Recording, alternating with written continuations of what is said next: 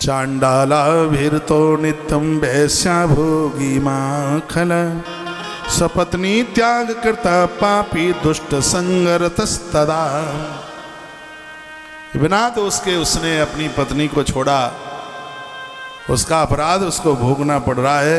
वैश्या कुसंगे न, गलत स्त्रियों का संग पा करके और दुष्टात्मा हुआ है। देवी विंध्याचल पर्वत पर कष्टों में है बहुत ज़्यादा। रो पड़ी चंचुला, चरण पकड़ लिए और कहा मेरी माँ कैसे भी मेरे पति का उद्धार कर दो, कल्याण कर दो। माँ को दया आई और उसी समय माता ने एक गंधर्व को बुलाया जिसका नाम था तुम्बरु। संगीत का बहुत विशारद था, तो उसको बुलाया गया। वो आया, उसने चरणों में वंदन प्रणाम किया, कहा माँ हमारे लिए आदेश, हमें क्या करना है। तो मैया ने कहा चंचला को लेके विंध्याचल पर्वत पर जाओ। ये विंध्याचल पर्वत बड़ा अद्भुत है। कभी आप प्रयाग से काशी के लिए जाएं तो प्रयाग से जब काशी के लिए जाएंगे तो 60 किलोमीटर चल के दाहिने हाथ पर एक रास्ता जाता है, विंध्यवासिनी माता के दरबार में जाता है।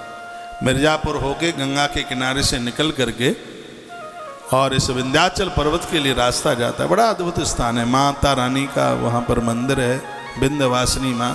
कलकाल में तो बड़ी प्रत्यक्ष देवी है। पूर्णमासी को बड़ा मेला लगता है उस जगह पर, और ऐसा दिव्य स्थान है। मैं तो कहता हूँ नई नई शादियाँ हुई हों तो उनको 2-3 जगह जरूर जाना चाहिए। एक तो पति पत्नी दोनों गिरिराज फेरी के लिए जाए, क्योंकि गोवर्धन भगवान को राम जी का यह वरदान मिला है, जो भी पति पत्नी तेरी परिक्रमा लगाएंगे तो उनकी वंश वृद्धि नहीं रुकेगी। गिरिराज भगवान की परिक्रमा करने से गर्भ में आने वाली संतान सुरक्षित रहती है। आपके बच्चों का विवाह या हो गया है या होने वाला है तो उन बच्चों को जरूर बोलिएगा कि विवाह के बाद में 2-3 परिक्रमा हैं। एक है गोवर्धननाथ गिरिराज जी की परिक्रमा, चित्रकूट में कामदगिरी की परिक्रमा, और विंध्याचल पर्वत पर अष्टभुजा माँ भगवती का दर्शन।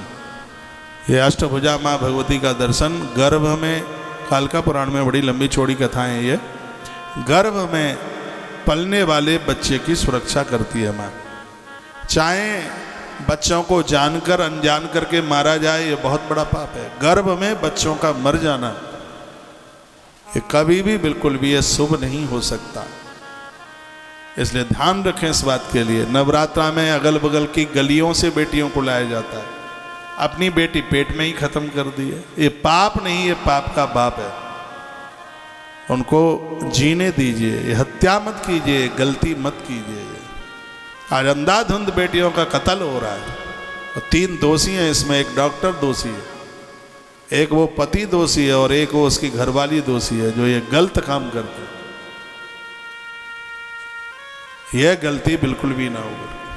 बेटी डकराती है पेट में, वो छोटा बच्चा मासूम, वो श्राप दे देती है। कौन कहता है कि तुम आए?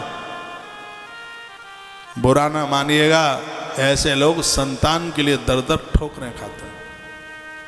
हरिवंश पुराण में इस चैप्टर के ऊपर बहुत बड़ी बात कही है। मैं हर साल कार्तिक में हरिवंश पुराण की कथा कहता हूँ, जिसमें इस अपराध से रोम रोम कांपता।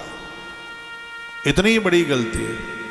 यदि किसी से यह गलती हुई है तो उनके लिए हरिवंश पुराण की कथा सुनना।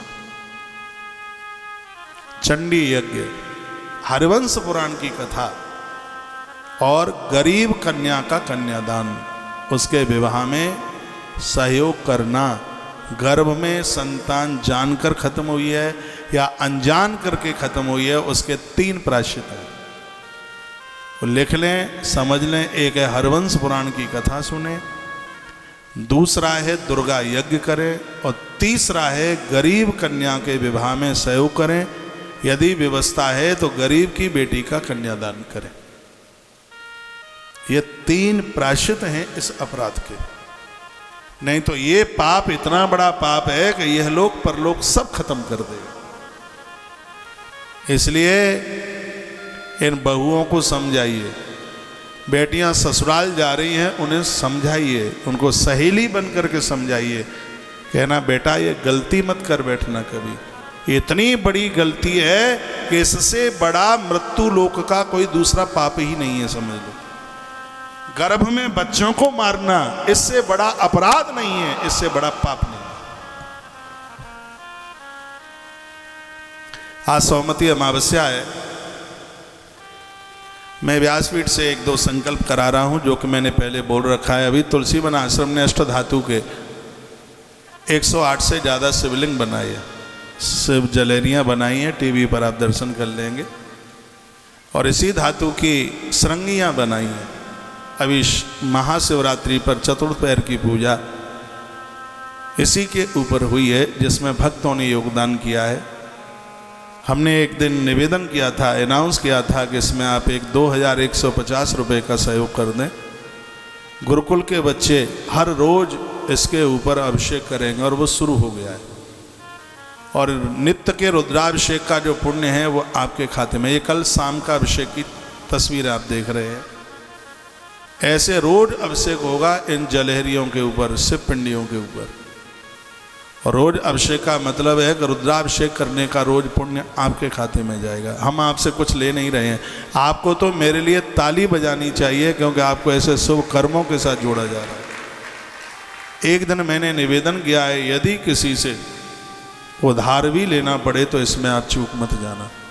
सहयोग राशि इसमें 2150 रुपये की रखी है, उतना ना हो पाए तो उससे कम कर दें, जो बने सो करें। इसमें आप सहयोगी बन करके और नित्य भगवान महा अभिषेक का पुण्य प्राप्त कीजिए। नर्मदेश्वर भगवान का अभिषेक है, अष्ट धातु की ये जलेरी बनी है, देखो क्या सुंदर है।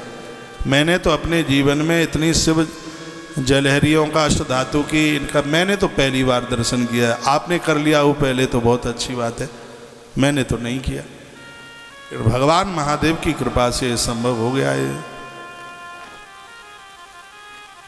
बड़ी अद्भुत धातु है ये तो। बनाने वाला जाने कि उसने अष्ट धातुएं डाल दी हैं कि 28 धातु डाली हैं, तो सबका ईमान अपने अपने हाथ है। हाँ, लेकिन हम तो उसका दर्शन उसी प्रकार से कर रहे हैं। हमें तो ये चांदी की लगती है, हमें ये सोने की लगती है, हमें ये पीतल की लगती है, हमें ये तांबे की लगती है, जो भी धातुएं हमें तो वो सब लगती है ये। और हमें तो ये साक्षात भगवान महादेव दिखते हैं, भोलेनाथ दिखते हैं। तो आपसे 2150 हो पावे तो वो करना, कम हो पावे तो वो करना। इस पुण्य से आप इसलिए जुड़ जाना क्योंकि इसके ऊपर रोज अभिषेक होगा। ये नहीं कि शिवरात्रि को अभिषेक कर दिया, बोरी में भर के बंद कर दिया, फिर आगे की 2024 की शिवरात्रि पर ही बोरी का ढक्कन खोले, मुंह खोले। ऐसा नहीं है, इसका रोज अभिषेक, नित्य अभिषेक। और मुझे लगता है कि ये महादेव का ये अभिषेक आपके एक एक काम को कर देगा, मेरे भी 1 लाख गौवंश का संकल्प पूरा करा देगा।